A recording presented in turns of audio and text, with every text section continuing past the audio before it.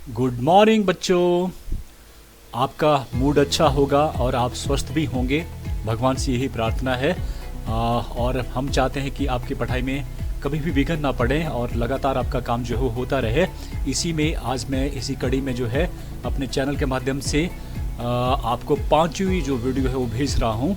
ये जो पांचवा पार्ट है ये संबंधित है आर्थिक जीवन के बारे में कि क्या उनके कमाई के साधन क्या थे सिंधु घाटी के लोगों का, और राजनीतिक जीवन क्या कोई उनके राजा था जो जिसके द्वारा शासन चलता था या कोई और संस्था थी। ये भी आज का जो क्वेश्चन जो है वो उसको भी हम जो है वो रीड करेंगे, उसके उत्तर जानेंगे।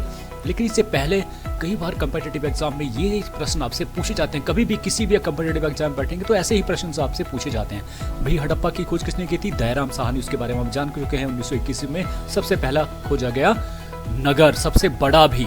और मोहनजोदड़ो दूसरा नगर था। 1922 में रखालदास बनर्जी, लोथल एस.आर. राव, कालीबंगा अमलानंद घोष, बनावली रविंदर सिंह बिष्ट, मेरे ख्याल से R.S. बिष्ट मैंने वहाँ लिखा था, रोपड़ कोटला यक्षदत्त शर्मा और चहुंदड़ो N.G. मजूमदार। तो इनको आपने जरूर याद रखना है। और देखिए यही इसी के ही बारे में आज हम जो थोड़ी सी बीच में चर्चा भी करेंगे, लेकिन ये बाद में विषय रहेगा। अब बात कर लेते हैं economic life of the people of the Indus valley. Sindhu घाटी के जो लोग थे उनका जो आर्थिक जीवन था उनका मालूम कहाँ से पड़ता है? देखिए जो मोहरें मिली हैं या जो बाट मिले हैं तोड़ने के या फिर अन्य जो वस्तुएं हैं उनसे मालूम होता है कि उनका जो जीवन था वो बहुत बहुत बहुत जो है वो समृद्ध था। क्या वो समृद्ध थे? आइए जानते हैं, उसके ऊपर प्रकाश जो है डालते हैं एक एक करके। तो पहला जो व्यवसाय था उनका था वो कृषि था, एग्रीकल्चर था। और आज भी भारतवर्ष का जो है प्रमुख जो व्यवसाय है वो एग्रीकल्चर ही है। तो यहाँ पर अगर बात करता हूँ, दो पिक्चर्स मैंने लगाई है। देखिए इसलिए लगाई है, देखिए मिस्र की जो बड़ी सभ्यता थी, जो विकसित सभ्यता में से एक मानी जाती है। आप देखेंगे ये वो मिस्र है और ये सभ्यता इस जगह के ऊपर फली फूली। तो इसका कारण क्या था कि यहाँ से होकर जो नील नदी, जो वर्ल्ड की सबसे बड़ी नदी है, वो होकर जाती थी और यहाँ चले जाती। ठीक है, तो इस तरह से इस नदी के आसपास ये सभ्यता फली फूली। तो कहीं ना कहीं नदियों का जो है वो सहयोग रहा है लोगों के जीवन में बहुत ज़्यादा, क्योंकि जितनी भी सभ्यता पुरानी अगर आपको मिलती है तो कहीं ना कहीं नदी घाटियों में। क्यों? क्योंकि पानी चाहे पीने के लिए हो चाहे वो फसलों को उगाने के लिए हो, सबसे इंपॉर्टेंट रहता है, क्योंकि उनके द्वारा जो मिट्टी बहा के लाई जाती है मैदानों में, वो हमारी जो भूमि है उसको बहुत अधिक उपजाऊ बनाती है। तो जिस प्रकार से नील नदी ने मिस्र में अपनी भूमिका अदा करी, ठीक उसी प्रकार से हमारी जो सिविलाइजेशन है इंडस वैली सिविलाइजेशन, उसमें इंडस रिवर की ही जो सहायक नदियां थी, जिसमें हमारी जो हिमाचल की 4 नदियां जाके जाती हैं, जिसमें रावी आता है, आपकी सतलुज आती है, हमारी ब्यास आती है या चिनाब आती है, ये सारी नदियां जो है इंडस की ही सहायक नदियां हैं। तो इन्होंने महत्वपूर्ण भूमिका अदा करी इस सभ्यता को और समृद्ध बनाने में। ठीक है, तो इस प्रकार से उनका जो माना जाता है कि विद्वानों ने 9 तरह की फसलें अब तक जो है पहचानी जा चुकी है, लेकिन इसमें सबसे प्रमुख अगर पूछी जाए तो वो गेहूं और जौ। याद रखना, गेहूं और जौ, इसको मैं ब्लू करना भूल गया। तो गेहूं जौ उनकी मुख्य फसलें। देखिए मैं ब्लू क्यों करता हूं, आपको ये जो शब्द है वो सबसे ज्यादा याद करना है ताकि आप पूरा जो है आपको याद हो जाए। और इसके अतिरिक्त और भी फसलें होती थी। देखिए दाल, सफेद चना, तिल, बाजरा और चावल, इनके जो है साक्ष्य जो खुदाई में मिले हैं। जले हुए अनाज जिसकी बात हम कर चुके हैं। और बनावली से, देखिए बनावली की बात करते हैं तो बनावली वो जगह थी जहाँ की मिट्टी बहुत अच्छी थी। और इस कारण क्या था, उस मिट्टी से जो है वो खिलौने बनाए जाते। तो मिट्टी के जो हल हैं, है ना, मिट्टी के जो हल बनाए जाते, प्रतिरूप जो बनाए जाते, मॉडल जो बनाए जाते थे, वो बड़े मात्रा में मिले। इसका मतलब है कि ये इनका इस्तेमाल होता होगा। देखिए कोई चीज़ जो है बनी होगी ना तभी तो उसको बनाया गया होगा, उसका अस्तित्व में रही होंगी। अगर आज की डेट में बच्चों के खिलौने में ट्रैक्टर आता है, कोई जेसीबी आ रही है, तो कहीं ना कहीं वो है, तभी जाके उस तरह के खिलौने बनते हैं। तो इसी प्रकार से हम जो बनावली से जो मिले हैं प्रतिरूप हल, इसका मतलब जो है लोग जो है वो हल द्वारा जो है वो अपनी जुताई जो है वो करते थे, इसलिए बैल भी होते होंगे संभवतः। तो इससे मालूम होता है कि जुताई के लिए हलों का प्रयोग होता था। फिर आता है कि फसलों की पैदावार अधिक होती थी, जिसे भविष्य के लिए भी भंडारण कर दिया जाता था। और इसकी बात हमने जो पहले कर ली है कि भंडार मिले हैं कहाँ, हड़प्पा और मोहनजोदड़ो में बड़े बड़े भंडार मिले जहां पर अनाज रखा जाता था। तो जो कृषि थी, पैदावार थी, वो ज्यादा होती थी। किसके कारण भाई? इन नदियों के कारण। समझा कि ना बात। अब एक और इंपॉर्टेंट चीज है, वेरी वेरी इंपॉर्टेंट, कि उस समय जो है उनकी जो सबसे प्रसिद्ध जो उपज होती थी वो कपास होती थी। और उस समय की जो जितनी भी सभ्यता है उसमें कपास के कहीं भी साक्ष्य नहीं मिलते हैं। तो ये केवल सिंधु घाटी की सभ्यता में मिलते हैं कि लोग कपास जो उगाते थे। और कपास से क्या बनता था भाई? बिल्कुल, कपड़ा बनता है, तो इसलिए जो है ये पूरे संसार भर में प्रसिद्ध था। ये कौन? सिंधु घाटी की सभ्यता, इंडस वैली सिविलाइजेशन। ये हुआ पहला व्यवसाय। दूसरा है पशुपालन, एनिमल्स रेयरिंग, कि लोग जो है दूसरा जो व्यवसाय था पशु भी पालते थे। और पशु किस लिए की जरूरत होती है? जी, बहुत सारी चीज़ों की ज़रूरत होती है, जैसे कि उनसे निकले हुए जो बाल होते थे, या रुई होती थी जैसे, या मांस होता था, ऊन बोलते हैं उसको, दूध बोलते हैं, या भार ढोने के लिए, इन चीज़ों के लिए जो है हम जानवरों का इस्तेमाल करते हैं।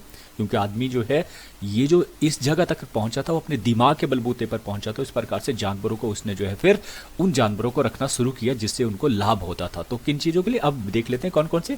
एक तो बैल रखते थे जोतने के लिए, भैंस, बकरी, सुअर, गाय, कुत्ता और हाथी। याद रखना किन जानवरों को वो पालते थे। ठीक है, दक्षिण भारत में आज भी हाथियों को पाला जाता है, उसी से बड़े बड़े काम जो है वो करवाए जाते हैं। ये इसके अलावा जो है देखिए और भी, बिल्लियाँ जो है, मोर है, हिरन है, बतख है, या खरगोश है, मुर्गे है, या तोते थे, वो भी घरों में पाले जाते थे क्योंकि इनकी हड्डियाँ जो है घरों से मिली है। और एक इंपॉर्टेंट चीज़ को आपने याद रखना कि उनके घोड़े का कभी भी ज्ञान नहीं था, इस तरह का साक्ष्य वहाँ से नहीं मिले हैं, तो घोड़े वो नहीं पालते थे। इस तरह का प्रश्न भी पूछा जाता है। तो इस प्रकार से ये हमने बात कर चुके हैं पहले। ये जो कुबड़ वाला जो सांड था, इसको जो है पूजा भी जाता था, इतना माना जाता था, क्योंकि ये देखिए कृषि उनका मुख्य व्यवसाय था। और जो सांड होता था उससे जो है क्या किया जाता, उससे जोता जाता था, और उससे जो है उनकी जो फसल उगती थी, कितना इंपॉर्टेंट था उनकी लाइफ में। और ये काफ़ी लंबे समय तक अगर मैं अपने ही बात करूं तो मैंने बचपन जो है इनके साथ जो है बिताया हो, और खुद जो है ये चीज़ें करी हैं, तो कितना इंपॉर्टेंट होता है लाइफ में। तो ये, या भैंस की बात करें तो इस प्रकार से हम पढ़ चुके दूसरा व्यवसाय पशुपालन। अब तीसरा आता है वो है उद्योग, इंडस्ट्रीज की बात हम कर लेते हैं। देखिए हम उस सभ्यता की बात कर रहे हैं, और कईयों ने तो इसको 8,000 से भी ज़्यादा का पहले का समय का बताया है, और जबकि हम बात करते हैं कि 5,500 वर्ष पुरानी जो है अधिकतर ने यही माना है। तो भाई इतने हजारों वर्ष पहले ये सोचना कि लोग इंडस्ट्रीज भी करते थे, और एक समय ऐसा आया इसकी सभ्यता के लुप्त होने के बाद कि कोई फिर से विलेज की एक गांव की सभ्यता इससे शुरू हुआ। जो इंडस्ट्रीज जो हुआ करती थी, ये जो नॉलेज था ये खत्म हो गया। तो ये उद्योग, कितनी बड़ी बात है कि उसमें इंडस्ट्रीज हुआ करती थी, जो लार्ज स्केल में जो है वो इंडस्ट्री का मतलब है कि किसी भी चीज़ों को किसी जगह पर बड़े पैमाने पर बनाया जाना, उसे कह जाते हैं उद्योग। तो उद्योग स्थापित है, किस पर आधारित है? वो कृषि उद्योग पर आधारित है, पशुपालन पर भी आधारित है। बहुत सारे पशुओं को इधर से उधर जो है वो बेचा भी जाता होगा। और इसके अलावा क्या था? पत्थर, तांबे और कांसे से अनेक प्रकार की वस्तुएं जो है वो तैयार की जाती थी, और ये भी जो है उद्योग के जो है मुख्य कार्य रहे हैं। राजस्थान और बलूचिस्तान से आयात किया जाता था तांबा, इसके बारे में हम बात कर चुके हैं। तो तांबे से जो है वो चीज़ें बनती थी, क्योंकि यहाँ पर तांबा होता था, तो इसलिए इस सभ्यता से दूसरी सभ्यता के लिए इन वस्तुओं को बेचा भी जाता था। इसके अलावा शिल्पकारी का जो काम था, शिल्पकारी का होता है जैसे मूर्तियाँ बनाना, बर्तन, औजार, हथियार बनाना, जैसे कुल्हाड़ियाँ, आरियाँ, छुरे, भाले, इस प्रकार का जो कार्य था, ये भी जो चीज़ें की आवश्यकता जहाँ पर नहीं होते थे वहाँ भेजे जाते थे। सूती कपड़े का भी निर्माण इंपॉर्टेंट, जिसकी बात हमने कर ली है पीछे जो है। और कपड़े की छपाई करना, सादे करना या कलर करना, ये सारे काम जो होते थे। और मकान और नौकाएं बनाना, ये भी लोगों की आजीविका थी। और सुनार, जो चांदी, सोने और जो कीमती पत्थर उनके गहने बनाना, ये भी बेचे जाते थे। तो इस प्रकार के जो उद्योग जो है स्थापित है, हम बात कर रहे हैं उद्योगों की, इस प्रकार के उद्योग स्थापित है। और कुम्हार जो थे वो चाक पर मिट्टी के बर्तन, देख सकते हैं आज भी इतने सुंदर बर्तन जो है वो नहीं मिलते हैं। कितने हर तरह के बर्तन, बड़े अनाज को रखने के लिए उसके ऊपर ढक्कन भी है, और बहुत सुंदर इसको पॉलिश किया जाता, नक्काशी की जाती थी इतने सुंदर तरीके से। ऐसा लगता है मॉडर्न जो है वो ये बर्तन जो है मिट्टी के आज की डेट में अब आने लगे हैं, और लोग इनको बहुत पसंद भी करने लगे हैं। तो उस समय 5,500 वर्ष पूर्व जो लोग इस तरह का जो है वो कितनी ज्योमेट्रिक, देखिए आप कहीं से भी कोई फर्क नहीं है, राउंड देखिए आप उनका जो है राउंड उसका, या हर एक चीज़ का इतना उनको कितनी समझबूझ थी इस तरह की। तो तभी तो जो उनका इंडस्ट्रीज जो उद्योग था वो काफ़ी जो है विकसित था। एक और इम्पॉर्टेंट चीज़ कि उन्हें लोहे का ज्ञान नहीं था। कांस्य धातु का उनको पता था कि देखिए लोहा क्यों नहीं था, लोहे के लिए पूछा जाता है कई बार, आपको नॉलेज होना भी चाहिए। लोहा जो अयस्क मिलता है वो काफ़ी गहराई में मिलता है, सबसे पहली बात, क्योंकि उस समय जो इतनी गहराई में खोदने के जो औजार भी नहीं थे। तो एक तो सबसे पहला, और दूसरी सबसे इंपॉर्टेंट चीज़ है कि लोहे को अगर आपने सेब में लेकर आना, अयस्क को उससे लोहा बनाना है, तो वो बहुत ज़्यादा जो है टेम्परेचर की आवश्यकता होती, बहुत ज़्यादा टेम्परेचर की उसको पिघलाने के लिए, तो वो संभव नहीं था उस समय, इस तरह की व्यवस्था नहीं थी, इसलिए लोहे का ज्ञान उन्हें नहीं हुआ। ठीक है, आगे बढ़ते हैं। चौथा व्यवसाय वो है व्यापार और वाणिज्य, ट्रेड और कमर्स। पहले तो मैं ये बता दूं कि आप लोगों को ये पता होना चाहिए, बहुत सारे जो कमर्स के बच्चे उनको पता होता है कि व्यापार क्या है, वाणिज्य है, लेकिन आप लोगों का शायद नहीं पता। तो पहले तो ये मैं क्लियर कर दूं कि व्यापार होता है कि जब चीज़ों का लेना और देना, खरीदना और बेचना, ठीक है, खरीदना और बेचना। लेकिन जो वाणिज्य होता है कि खरीदने बेचने में जो अन्य जो क्रियाएं होती हैं, जैसे कि जो बैंकिंग है, भाई खरीदना है, किसी ने पैसा चाहिए तो बैंक से लोन ले लीजिए, तो वो सहायक होता है। समझ आ रही है ना बात में जो समझा रहा हूँ आपको। इसके अलावा भी बहुत सारी, जैसे कि अगर मान लो कोई बड़ी चीज़ है, भाई कहीं ख़राब ना हो जाए उसके लिए इंश्योरेंस होती है, या फिर जो है बहुत सारी चीज़ें जो यातायात के साधन होते हैं उनको एक जगह से दूसरी जगह तक पहुँचाने के होते हैं, तो ये सारा वाणिज्य आता है। क्लियर है, उसे वाणिज्य कहते हैं। तो व्यापार और वाणिज्य दोनों ही जो है उस समय जो है सक्षम थे। तो देखिए पहले बात कर लेते हैं कि आंतरिक जो व्यापार था, मतलब जो इस सभ्यता के अंदर जो नगर थे, हड़प्पा, मोहनजोदड़ो, चौंदड़ो, रोपड़ या सुरकोटड़ा या आलमगीरपुर, इनके बीच में भी जो व्यापार चलता था, है ना, व्यापार और वाणिज्य दोनों चीज़ें जो है वो चलती थी। देखिए व्यापार किसके द्वारा होता था, क्योंकि ये थल मार्ग के द्वारा होता था, अधिकतर बैलगाड़ियों के द्वारा होता था, और सामान एक जगह से लाए जाने में जो है जो पशुओं की भूमिका सबसे इंपॉर्टेंट थी, चाहे वो बैल थे, है ना। इसके अलावा जो है माप तोल की भी बहुत चीज़ें जो इस बात से सूचक है कि उस युग में व्यापार अच्छी उन्नत पर, ये माप तोल की बात हम आगे भी करेंगे क्योंकि ये बड़ा इंपॉर्टेंट है। तो ये इन्होंने भूमिका अदा करी व्यापार और वाणिज्य में। ठीक है, फिर ख जो विदेशी व्यापार, देखिए वो विदेशों के साथ भी व्यापार करते थे, बड़ी इंपॉर्टेंट बात है। और हमने लोथल बंदरगाह के बारे में तो पढ़ ही लिया। तो लोथल बंदरगाह से कहाँ कहाँ, सुमेरिया हमने बात पढ़ ली, मेसोपोटामिया जो इराक की सभ्यता, उसके साथ जो है वो व्यापार होता था। ये ईरान है इधर, और ये इस साइड को इराक जो है आपका पड़ता है, तो उनके साथ जो है आपका व्यापार होता था। और समुद्री रास्ते के द्वारा, ये भारतवर्ष है, ये इधर से होता हुआ, अगर पाकिस्तान देखेंगे तो इस तरफ भारत है, ये पाकिस्तान, ये पूरा इंडस वैली सिविलाइजेशन को, तो यहाँ से होते हुए कहाँ जाता था, व्यापार इन देशों के साथ होता। देखिए आगे पढ़ लेते हैं। सुमेरिया हो गया, उसके बाद जो है ईरान की बात हो रही है। ईरान के बाद देखिए सुमेरिया हो गया, ईरान हो गया, मगान जिसकी बात हमने करी, ओमान, ओमान मैंने बता दिया आपको, ये ओमान है ना, सऊदी अरेबिया के साथ ही पड़ता है ओमान। तो इसको पहले बागान कहा जाता था। इसके अलावा एक और नाम आता है दिलमुग, ये भी याद रखना है आपको ये नाम याद रखने हैं, ये जरूर नहीं है लेकिन ये आपको याद, लेकिन पता होना चाहिए ताकि आपको जीके से भी संबंधित कोई प्रश्न पूछे जाए आपने, क्योंकि अब आपका फ्यूचर जो है इससे बात शुरू होने वाला। असलियत में आपने कम्पिटिटिव एग्जाम में बैठना है तो आपका इतिहास वो सब्जेक्ट है जो आपको कहीं भी नहीं छोड़ेगा, आपको बहुत हेल्प करने वाला है। तो इसलिए मैं तब हर चीज़ को आपको बता रहा हूँ कि दिल मुग जो उस समय था वो बहरीन द्वीप था, और बहरीन द्वीप कहाँ पड़ता है, ये भी यूएई के साथ ही, अगर आप देखेंगे यूएई के साथ जो है यहाँ पे ये द्वीप मिल रहा है, तो ये बहरीन द्वीप है ना।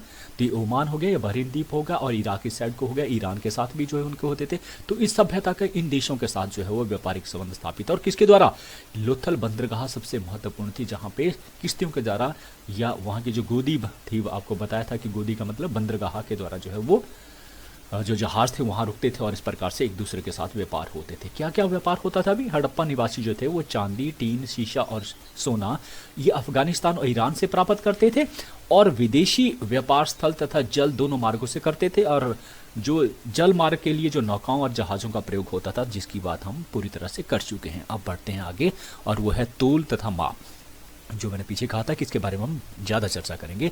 उस समय जो है तोलने की जो व्यवस्था थी वो तराजू, ठीक है, पहले तोल की बात कर ले, तोलने के लिए क्या था, तराजू का इस्तेमाल होता था। ये उसी समय का तराजू, और उस समय के ये बाट है जो चर्ट नामक पत्थर से बनते हैं, याद रखना, चर्ट नामक पत्थर से, जिसके पीछे भी हमने बात करी थी। ये इनकी लाइफ में सबसे इंपॉर्टेंट। और देखिए इस तरह के जो बाट हैं वो लगभग सभी जितने भी नगर हैं उनमें एक ही वजन के मिले हैं। तो तभी हम कहते हैं कि एक ही सभ्यता थी, एक ही तरह के लोग और एक ही तरह का प्रशासन वहां पर रहा होगा, जिसकी बात हम बाद में करने वाले हैं राजनीतिक तौर पर। तो इन बाटों का हर जगह एक ही माप में मिलना, मतलब ये माना जाता है कि उसमें कोई एक सरकारी को महकमा था जहां से ये, या इकाई थी जो इन चीज़ों को बनाती थी, ठीक है। तो ये बाट भी जो मिले हैं, लेकिन ये बाट देखिए याद रखना, मैंने पहले भी कहा था कि ये किस अनुपात में मिलते थे, छोटे से बड़ा, 1, 2, 4, 8, 16 और 32, ये याद रखना होगा आपको। और जो 16 का जो बाट था, इकाई वाला बाट था, वो सबसे ज़्यादा उपयुक्त जो है वो उपयोग किया जाता था। जैसे अगर हम कहें आप दुकान में जाता को अधिकतर आपको वहाँ पर आधा किलो, 1 किलो, 2 किलो का बाट जो मिलेगा, उनको लोग ज़्यादा उसी को खरीदते हैं। तो 16 इकाई जो है सबसे ज़्यादा इस्तेमाल होने वाला जो है वो बाट था, ठीक है। इसके अलावा माप की बात करें तो ये कहते हैं मोहनजोदड़ो से जो है सीपी का एक जो है फुट भी मिला है, माप पट्टी मिली है जिसके ऊपर निशान लगे हैं, चिन्ह लगे हैं, तो उसे और इसके अलावा जो है एक कांसे की जो है माप पट्टी भी मिली है खुदाई। ये कहाँ से मिली है? हड़प्पा से। और इससे नापने के लिए जो है वो इस्तेमाल किया जाता है, खासतौर पर जो भूमि को मापना हो या मकान लंबाई चौड़ाई करनी है। देखिए उनके जो मकान थे वो कितने ज्योमेट्रिक तरीके से बने हुए थे, कितनी व्यवस्था से बने हुए थे, गलियां थी, बीच में चौराहे थे, फिर सड़कें बनी हुई थी। तो कहीं ना कहीं इनका इस्तेमाल जो मापने वाली जो है जो चीज़ें थी उनसे जो है ये काम संभव हो पाया है ना। तो इसलिए तोल और माप भी उनकी ज़िंदगी का जो है महत्वपूर्ण हिस्सा थी। ये पढ़ा हमने आर्थिक जीवन के संदर्भ में। अब बात करते हैं छठा वो है यातायात के साधन। यातायात के साधन में हमने दो तरह के साधनों की बात जो है चर्चा कर ली है। एक तो जो है वो बैलों की बैलगाड़ी होती थी, इंटरनल जो जितना भी आपका व्यापार होता था वो बैलगाड़ी के द्वारा माल जो है एक जगह से दूसरी जगह जो है वो पहुंचाया जाता है। ये मॉडल्स हैं जो एक तरह से जो है बनावली में बनाए जाते थे मिट्टी के खिलौने की तरह, लेकिन हम खिलौने वही बात की थी कि खिलौने तभी बनते हैं जब वो चीज़ें होती हैं। एक दूसरी और चीज़ थी जिसकी बात हम बात कर चुके हैं, किश्तियाँ चाहे ऐसी होती होंगी चाहे नहीं होती होंगी, कैसी, क्योंकि ये ज़्यादातर जो है किसकी बनती थी? लकड़ी की बनती थी। इस कारण जो है इनका वजूद नहीं रहा, ये सड़ गल गई है और इस प्रकार से। लेकिन गोदी मिली है, इससे मालूम होता है कि वहाँ से जो है किश्तियों द्वारा जो है वो व्यापार होता था।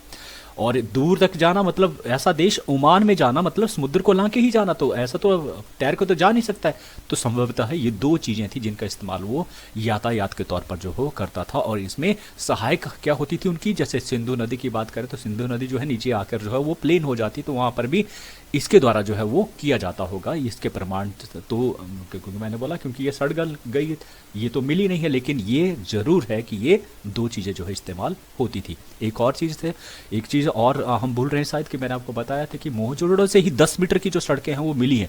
तो वो क्यों बनाएंगी? इतनी चौड़ी सड़कें क्यों बनाएंगे? क्योंकि उन सड़कों पर जो है बैलगाड़ी को कम से कम 3 बैलगाड़ियाँ एक दूसरे को काटती हुई चले जाएँ, तो इसका मतलब जो व्यापार था कितना समृद्ध होगा कि ऐसे गाड़ियाँ जो वो चलती होंगी, बिजी होगा रोड, इसलिए जो है इतना रोड बनाने की आवश्यकता हुई। जैसे कि आज जो है 2 लाइन से 4 लाइन जो है रोड बन रहे हैं इस वजह से, क्योंकि जो है जो ट्रैफिक है वो ज़्यादा बढ़ गई है, तो ऐसी ही व्यवस्था उनमें रही होंगी। तो ये पढ़ा हमने उनके आर्थिक जीवन में। अब जल्दी से, क्योंकि मैं नहीं चाहता आपका समय भी ज़्यादा बर्बाद ना हो, राजनीतिक जीवन, पॉलिटिकल लाइफ। हड़प्पा सभ्यता के लोगों के राजनीतिक जीवन के बारे में कुछ निश्चित रूप से कहना कठिन है, लेकिन इसका कारण यह है कि हड़प्पा सभ्यता की लिपि को अभी तक विद्वान पढ़ने में असफल रहे हैं। अतः हड़प्पा सभ्यता के लोगों के राजनीतिक जीवन के प्रबंध में विद्वानों में काफ़ी मतभेद भी हैं। तो राजनीतिक जीवन कैसा था उसके बारे में थोड़ा सा जल्दी से कर लेते हैं, क्योंकि ये तो मैंने आपको पहले भी कह दिया था। अब राजा के संदर्भ में भी माना जाता है, क्योंकि देखिए राजा के बारे में हम बात क्यों कर रहे हैं? देखिए अगर आप देखा होगा अभी तक हमने पढ़ लिया कि भवन निर्माण योजना कितने तरीके से थी, सड़कें कैसी थी, गलियां कैसी थी, रोशनी का प्रबंध था, वहाँ पर सफाई होती थी, एक जैसे माप तोल के बाट हुआ करते थे, मृद भांड बड़े अच्छी तरह से बने होते थे, मोहरें और ईंटें भी प्राप्त हुई हैं, ईंटों के आकार भी एक बराबर हुआ है। तो ये सारी चीज़ें कैसे बताती कि कहीं ना कहीं जो है एक राजनीतिक एकता वहाँ पर थी। राजनीतिक एकता, अगर एक जगह हर जगह बाट मिले हैं एक ही तरह के, कहीं ना कहीं एक राजनीतिक एक ही राजा के अधीन वो सारे कार्य होते होंगे। राजा नहीं बोलेंगे तो कोई एक इकाई तो होगी जिसके अधीन ये सारे कार्य होते होंगे। तो इसका मतलब है कि राजा वहाँ पर, राजा चाहे राजा किसी भी स्थिति में होगा, चाहे वो एक ग्रुप के एक ग्रुपिज्म होगा, संस्था होगी, लेकिन कुछ न कुछ तो था। तो महाराजा मान लेते हैं कि राजा था, और इसके ये प्रमाण है कि भाई जो राजनीतिक एकता थी वो किसी एक राजा की, देखिए कोई ना कोई आदेश तो देता होगा ना। अब संस्था, पूरी संस्था तो दे नहीं सकती है, तो कहीं ना कहीं कोई एक व्यक्ति तो होगा जिसे हम राजा कहेंगे। शायद उस समय राजा नहीं बोलते होंगे, कुछ और बोलते होंगे।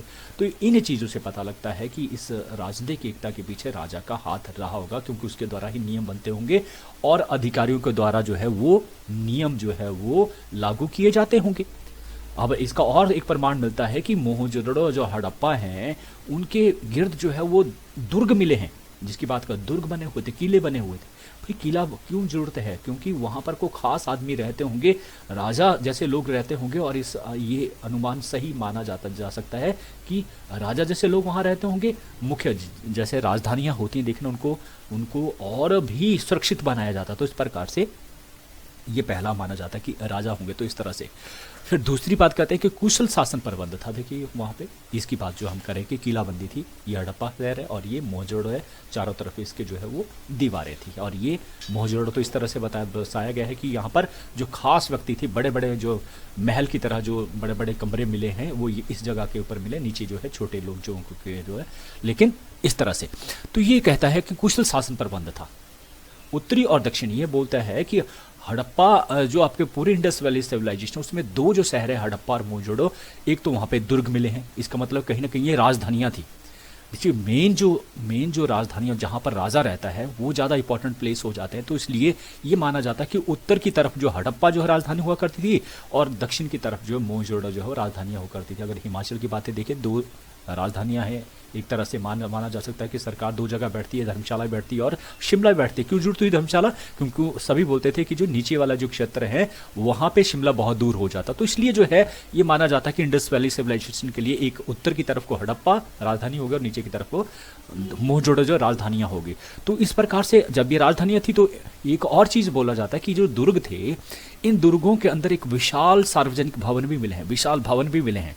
इसका मतलब कहीं ना कहीं यहाँ पर राजा बैठता होगा और परिषद के सदस्य जो वहाँ पर सभागार में बैठते होंगे और डिसीजन लेते होंगे।